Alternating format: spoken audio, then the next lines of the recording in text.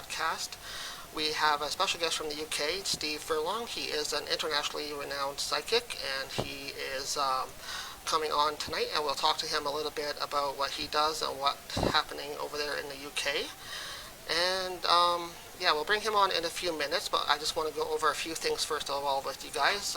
Last week we had our very first breakout podcast after isolation. We are in stage 2 here in Ontario of COVID, so we were able to get out and do a live broadcast from a location last week, which is great.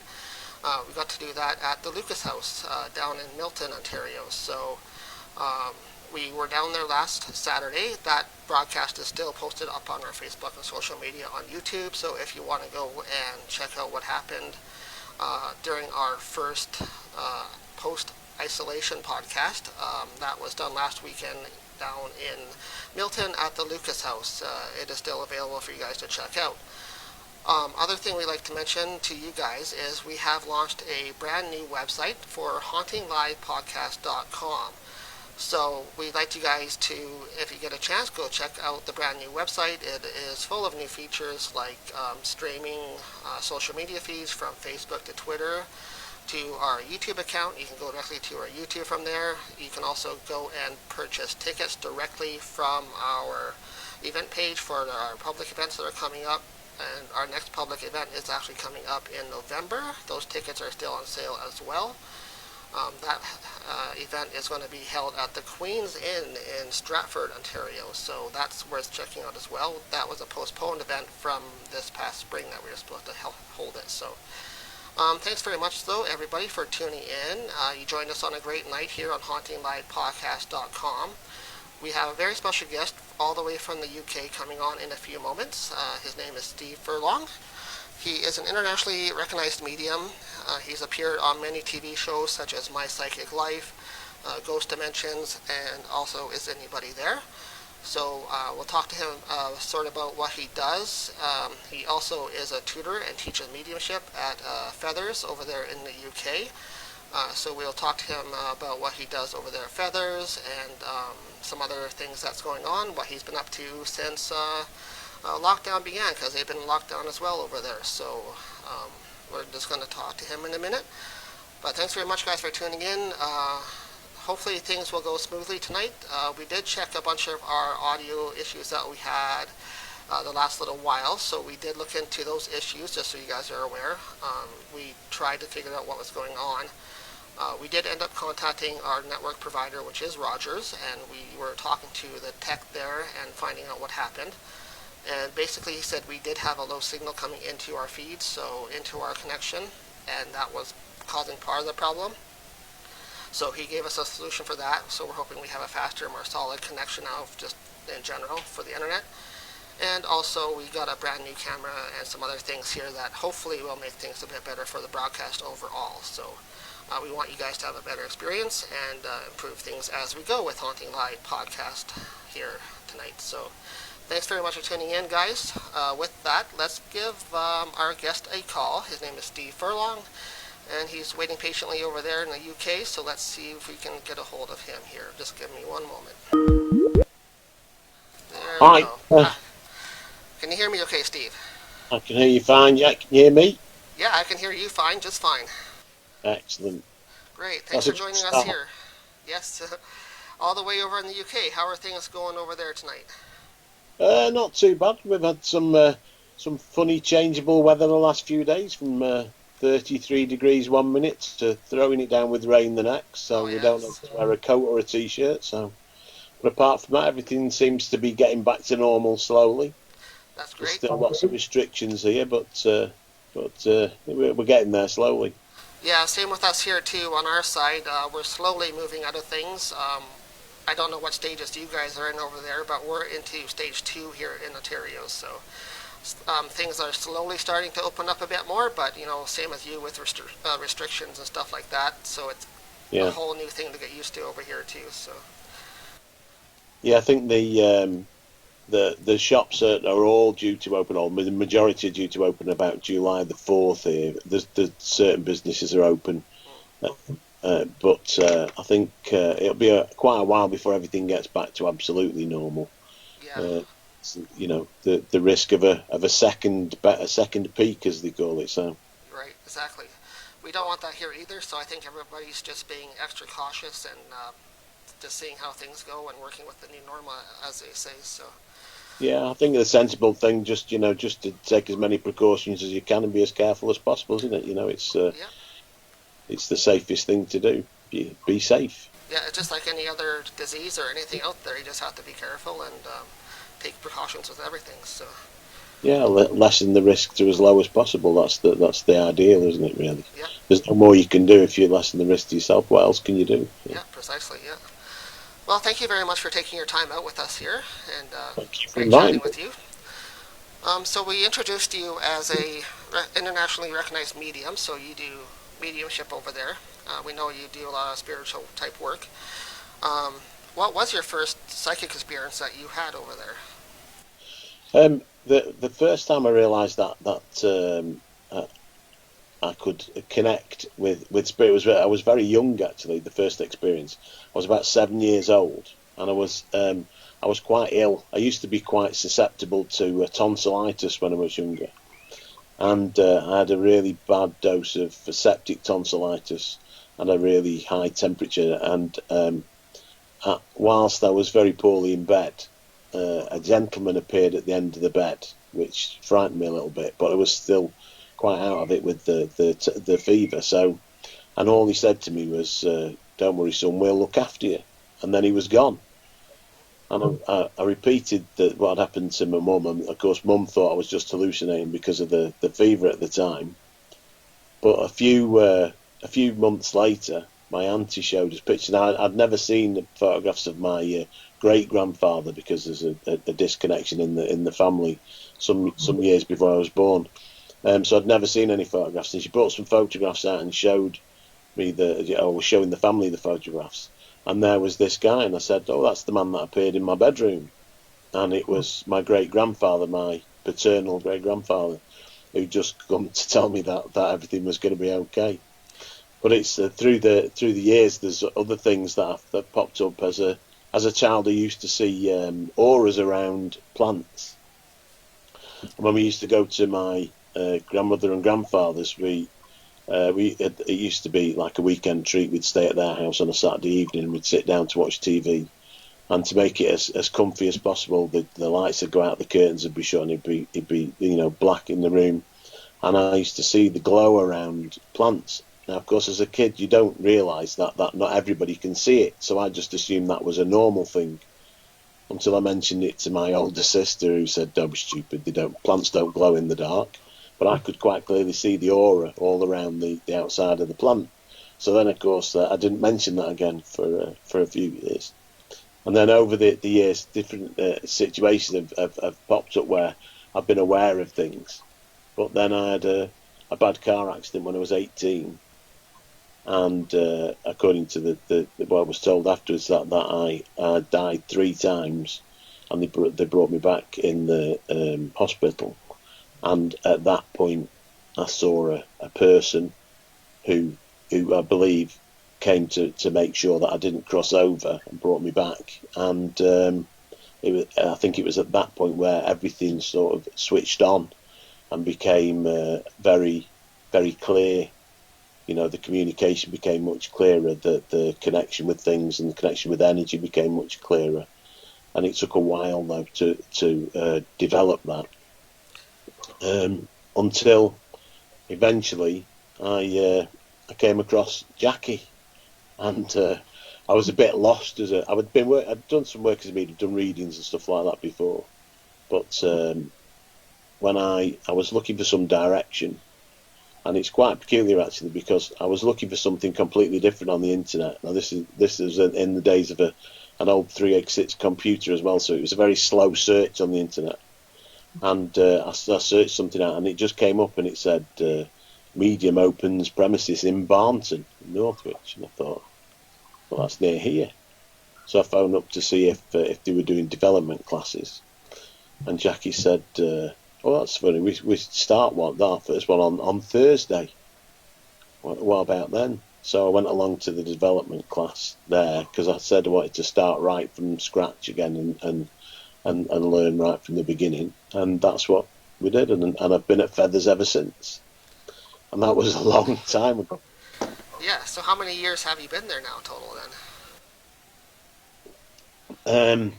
Let me think. It was 2003, 2004, so 16, 17 years now. Yeah. Been at Feathers. And so what do you do exactly at Feathers? And I know you went there, like you were just saying, to learn yourself and sort of reteach yourself on things, but I'm assuming you have grown more now into that community and you're now doing tutoring there and stuff like that? Yeah, well, we started off, as I said, I'd been doing some mediumistic work before I went to Feathers, but I wanted to learn right from scratch and correct any of the old bad habits that I'd probably picked up. So I did the development courses. Jackie had 2-stage development courses, the same as we do now, like an awareness first, so an introduction to, and then a more advanced development. So I went through those courses, and then it was shortly after that Jackie started filming rescue mediums in Canada. So she was away for a lot of the time, because they'd fly there for a few weeks and film, and then come back for a couple of weeks and then film, and it was a quite hectic schedule. But it also meant that it was difficult at Feathers to maintain the classes, because she wasn't there all the time. It was at that point I offered to take the level 1 classes initially, the awareness classes. I started teaching the classes, and then we just developed from there. But now we do all sorts of classes. We do the level 1 awareness and the more advanced classes, and then we do workshops every Saturday. So every month on the first Saturday we normally run a workshop. Obviously, at the moment, we're not able to do that because of the social distancing measures, but hopefully it won't be too long until we can get back to doing those. But we do on every different subject you can imagine. We've done astral separation, healing, tarot, angel cards, anything that you can think of. We've run a workshop on, because it's just a constant learning process, and it's the same for us. We learn as much from teaching the people as they do coming to the workshops. I know you're aware that we've done a lot of workshops as well in Canada, and we love coming over there because people don't have the same opportunity there to come to different places like Feathers, like we do in the UK. There aren't as many about, and it's lovely to see the developing passion for it across Canada as well. Right. And is what you do nowadays as well as spirit rescue along the same lines, or was that something that you had to develop along with Jackie too? It's funny because I had before I went to Feathers, I'd done some spirit rescue. At the time I didn't really know it as spirit rescue, because a lot of the work that mediums did with problems that people had in homes, they would call it clearing work, or spirit clearing, or getting rid of ghosts, or whatever you want. And I think that was one of the things that I liked the most about the way that Jackie did it when I met her, was that it was a rescue situation, not just for the people, but also for the people in spirit that were either lost or confused or stuck. And it was as much about helping the people in spirit as it was about helping the people that were here. And we've done that now, like, for like 15, 16 years together. And you'd be amazed at the amount of calls that we get in, because people are having problems at home with spirit energy and activity. But it's a constantly learning process. I think that anything to do with working with spirit, you have to be open to learning new things, and to having your ideals questioned sometimes, because we're working in a different realm, aren't we? Working with different rules, that we're confined to a physical world where all the physical rules apply, whereas with spirit, when we're talking and dealing with spirit, that they don't have the same constraints that we have. So sometimes you have to be open to things being different from their point of view, just purely because they're not constrained the same way as we are. Right, and I think it's the same way you have to work with that spirit energy to make them understand just as much as the homeowner understand what's happening. So the spirit doesn't really understand. You kind of have to work both ways at the same time, right? That's right. I mean, sometimes it's that there is some confusion with spirit, just the same as when people are on the earth plane, especially if people have passed over and there was a level of confusion when they passed, or sometimes a traumatic passing where they don't get that transition period. It's sort of here 1 minute, the next minute they've crossed. So sometimes it's about explaining to them, and sometimes they're frustrated, sometimes they're a little bit angry about the fact that they weren't allowed to finish, their life here, that it was cut short. So sometimes there's a little bit of negotiating to do with them, to explain things, or to sometimes we have to bring somebody forward that can make them more comfortable with the fact that they're going to cross over to the other side and then take them through. Right, and with that, let's lead into a different question then. When dealing with spirit, what was one of your most interesting cases that you come across that you had to physically deal with an entity that really didn't understand what was going on? Well, Jackie beat me to our favourite one a couple of weeks ago when she explained. She told you about the one at Peckford Castle, which is by far the most physical that we've ever experienced, and probably the most frightening. I know that when we've been over in Canada a couple of times on the ghost hunts or paranormal investigations that we've done with yourselves over there, one of the ones that we did at Coburg Jail was very physical in the cells. I don't know if you remember that we had a big circle in the downstairs cell in the cellar, right. And everybody was trying to generate the energy, and I was stood in the centre trying to keep everybody focused and keep it all going. And all of a sudden, I was knocked sideways and almost to my knees by this massive burst of energy. And felt overwhelmed by this man that was there, frustrated because he'd been put there for no reason, the way that he looked at it. And he was jailed. If I remember rightly, I think he was jailed because he was a vagrant, but it was just because he was jailed basically because he had no money, and he'd been separated from his kids and lost contact with his kids, and that was a real physical feeling, the same way as with the one with Peckford Castle where the guy was struck. But there's the one at Milton. We felt some really strong physical energies and affectation where we were at the crikey, what's it called? The farm up at it says Milton, isn't it? Where we were just there last week actually. We were able to get back into there and check it out because we haven't been there for so many months now either. Yeah. That's a fantastic venue because it's so full of energy and lots of different sites. And the amazing thing there is, as we found out afterwards, and you explained the historical research, was the fact that lots of those buildings come from different places, so the energy's all mixed up as well. So it's not just tied to that one place. You can pick up energies from all over that have travelled with the buildings.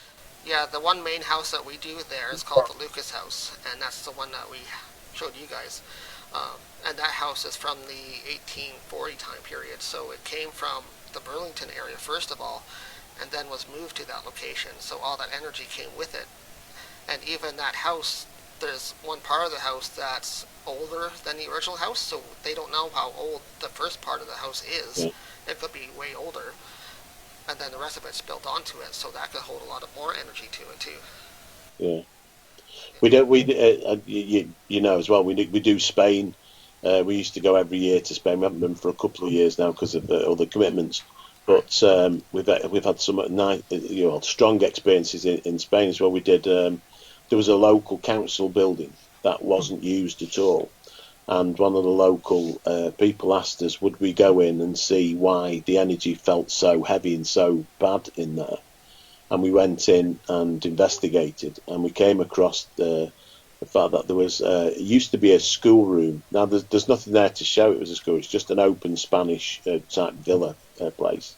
And but we went in. We could see when we felt the energy connected with the energy. You could see a schoolroom, and you could see a very strict teacher marching up and down with his hands behind his back and very, very strict and very cruel to the children.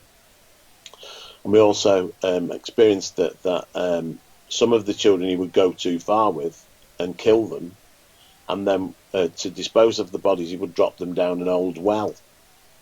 And we asked about, and nobody had discovered anything about this well. Nobody had ever seen anything that knew about it. So we went away a little disappointed, because we were convinced that there was somewhere where there was some bodies, buried in this well. And it was only a few years later, when they did some renovations, that they discovered that there was actually some bodies found in the tunnel underneath the building, which led from the old well. The funny thing about that is that once we'd sorted out and done the rescue and got the guy to cross over, the next year when we went to do the retreat there, the building was in full use. It hadn't been used for years until we'd done the rescue. Once we'd done the rescue, it was then in full use. The male choir was there. There was a kids group there. There was a nursery there in the mornings, and the building was in full use again, which was great, because the energy was completely different. It was a very oppressive, you felt it yourself when it's a very heavy, oppressive energy when you go in, and once you release that energy and let it cross over, then you can feel much lighter, and the place feels nicer, and you just settle into that more. Right, and that's where your work comes in. Like, you're used to dealing with those types of energies, right? So you can easily feel what they need help with and move them on if necessary, right? Yeah, sometimes it's just about listening to their story and finding out what it is they want you to do, yep. and why they're still there. Yeah, but a lot of times too, they just want to tell their story too, right? Somebody to listen to. Yeah, it's funny you say that, because we got called out to a house years ago, and the guy was an author. I won't mention his name because, but he was an author, and he'd written quite a number of historical type novels, and he said he'd started getting disturbed in the middle of the night, and he couldn't sleep, and he was really tired, and he wasn't getting any work done because he was worn out all the time, and it was the spirit energy that was coming in and disturbing him at night time. Lots of people coming and going all the time. Well, we went and we discovered that there was actually a portal in his downstairs in the corner between his living room and dining room, and when we talked to the people that were there and that were popping in and out, we realised that when we relayed the information to him, he said, "Well, hang on a minute, those are the plot lines of my books." So really, he'd been writing the books, but what he'd been doing is he'd been conveying the stories that Spirit had given to him about their lives. So they'd been telling him about their lives, and he'd been writing them down, assuming that he was inspired as a writer to write historical novels. And he said that at times he would think, well, where did I get that piece of information from? Or it must have been when I was researching another novel, that I read that piece. But he said there'd be very accurate pieces of information about things that he would say, I don't understand where that came from. And it was because Spirit were coming through and giving it to him. So he'd asked us to go there to stop all this activity. And then when we said to him, we think these are the people that are giving you the stories, he said, for goodness sake, don't close the portal now, because I need the stories for my books.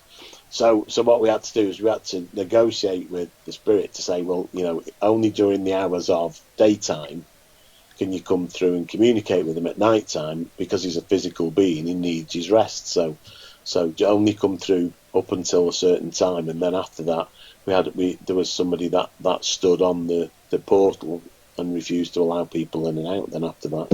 But it was quite funny that he's making a living from relaying the stories of spirits that have given him these tales. Yeah, well, at least it sounds like he has lots of content to write the books with, at least. Somebody's helping him out for sure.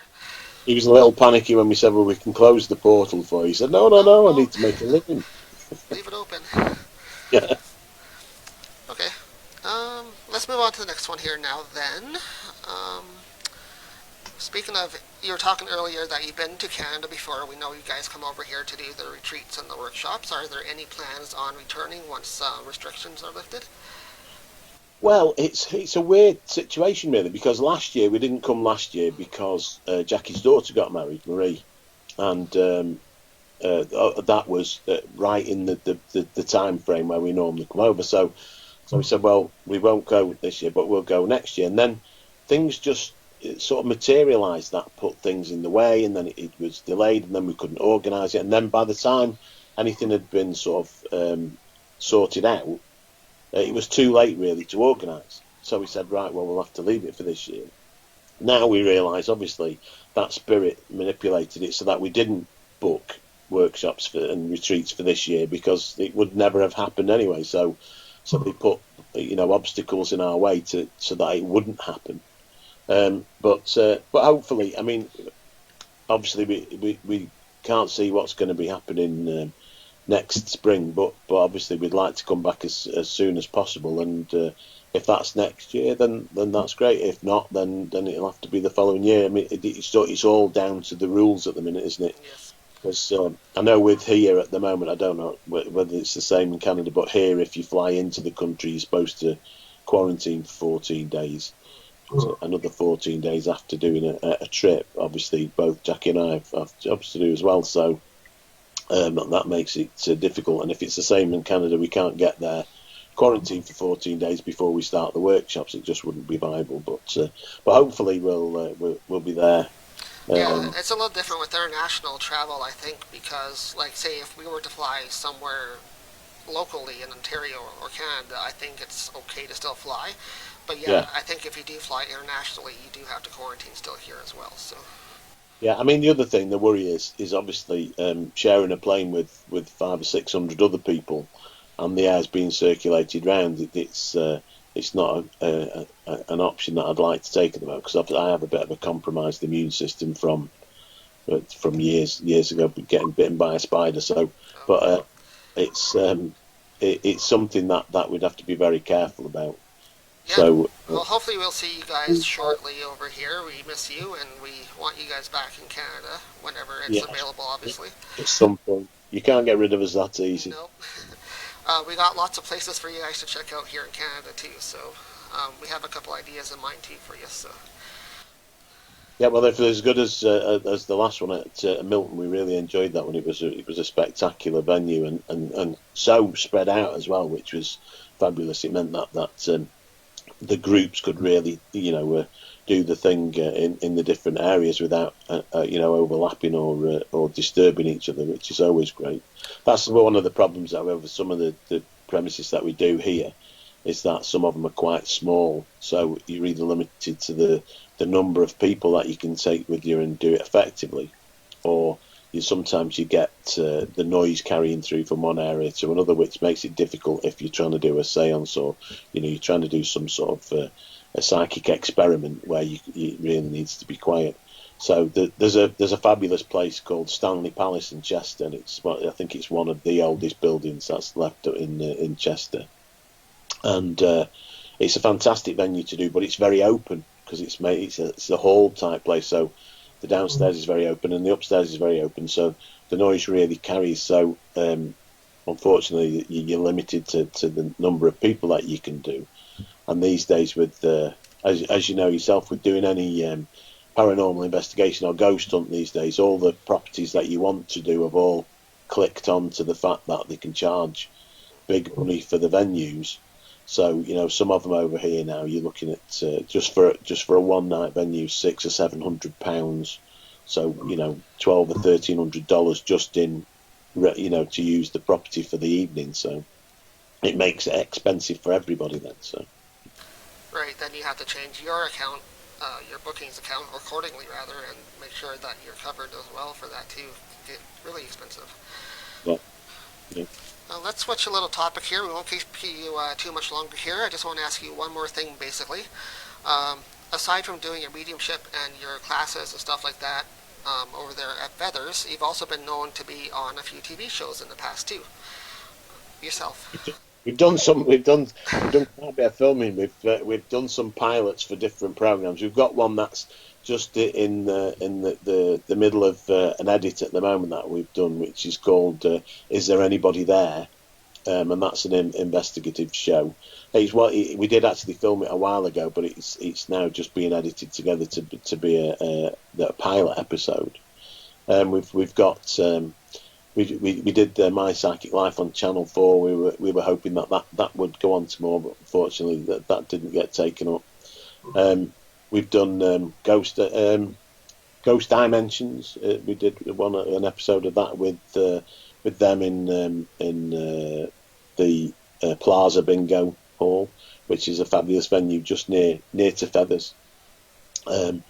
Jackie and I are actually we've for ages we've been sat down writing a sitcom about the people passing to spirit, and I won't tell you too much about it because I don't want anybody to pinch the idea, but it's about when people pass and how bureaucratic it can be. Right. So we've got that to do. We always try and keep ourselves busy. We're just about finished. This is an exclusive for you, Trevor. We're just about finished writing our book, which is about the rescue work that we've done and the development work that we do. Hopefully that will be in print and available before Christmas this year. I can't tell you the title because it's not been finally decided yet, but it'll be a book about development, and it'll also be about all the experiences and rescue work that we've experienced, all the most interesting stories that we've got to go with that. So that's more or less finished and should be going to the prints anytime soon. Okay. Then what else have we got doing at the moment? What else have you been meditations. We're doing lots of meditations, but because as you probably know, we used to do them on CD. But obviously these days, most people listen to their music and meditations and stuff as downloads.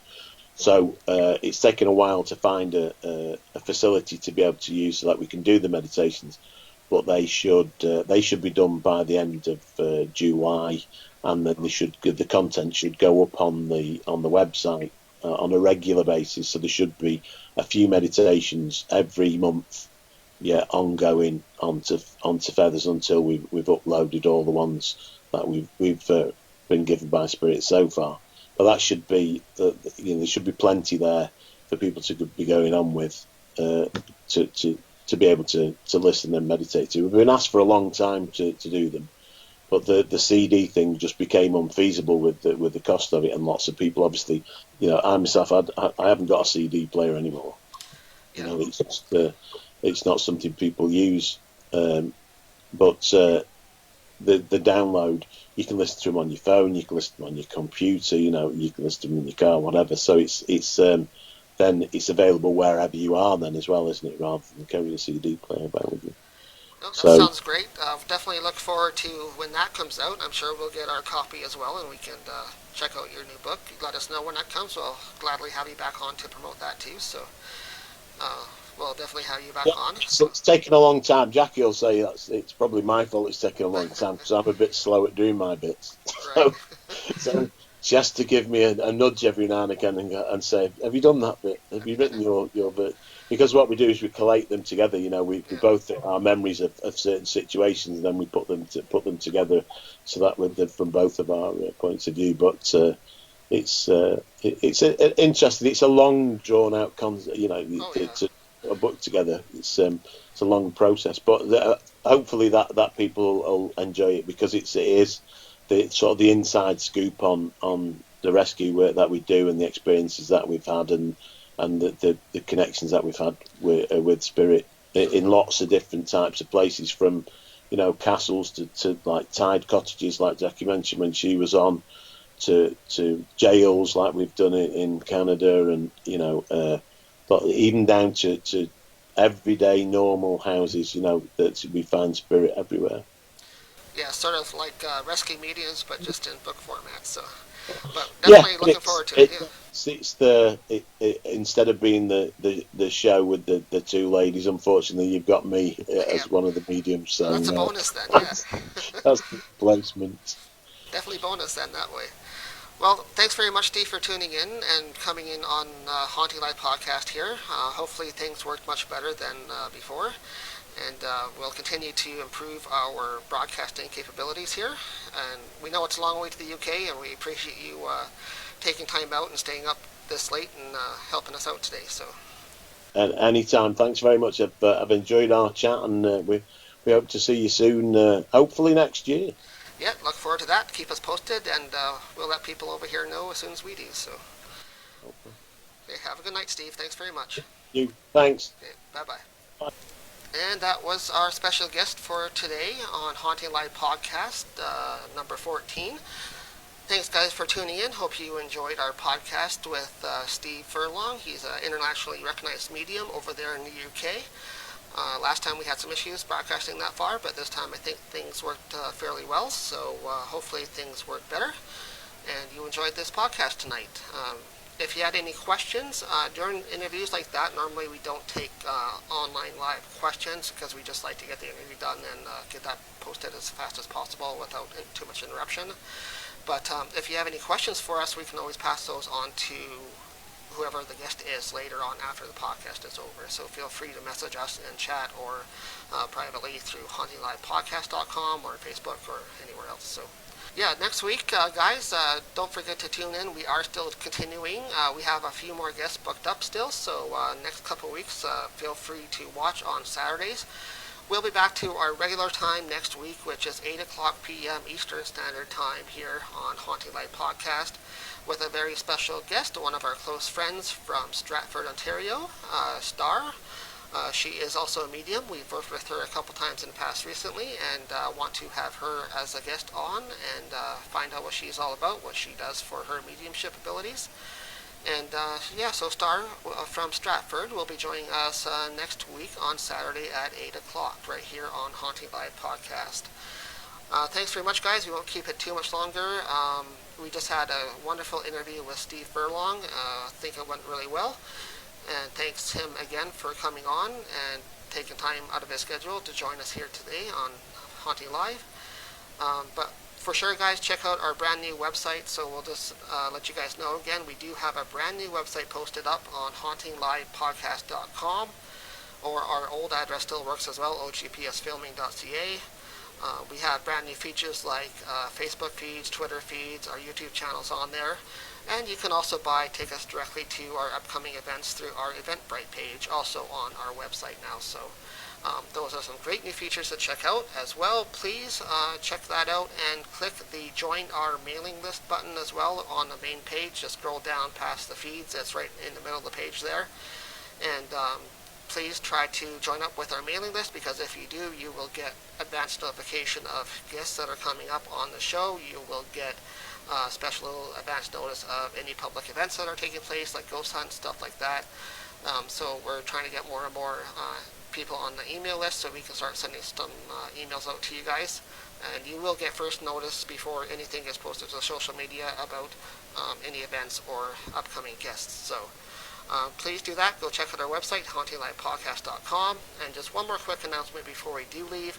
We just received some good word last weekend, I think it was, from our good friends at the Queen's Inn in Stratford, one of our regular places. We have just been named the exclusive paranormal investigators for the Queen's Inn. So that means we are the only people allowed to be in there investigating or doing filming work of any kind. So that is our exclusive place to be. So look forward to having our event there in November as well coming up. Tickets are online right now for that event, and they are going to be held at the Queen's Inn in Stratford, called Ghosts of the Queen's Inn. So look forward to seeing you guys in November. Check out the tickets, and thanks very much for tuning in, and we'll talk to you guys next weekend. Have a great weekend. Happy hauntings. Subscribe to OGPSFilming/HauntingLive. Check us out online, across the internet, live at Facebook and Instagram, Twitter, and YouTube.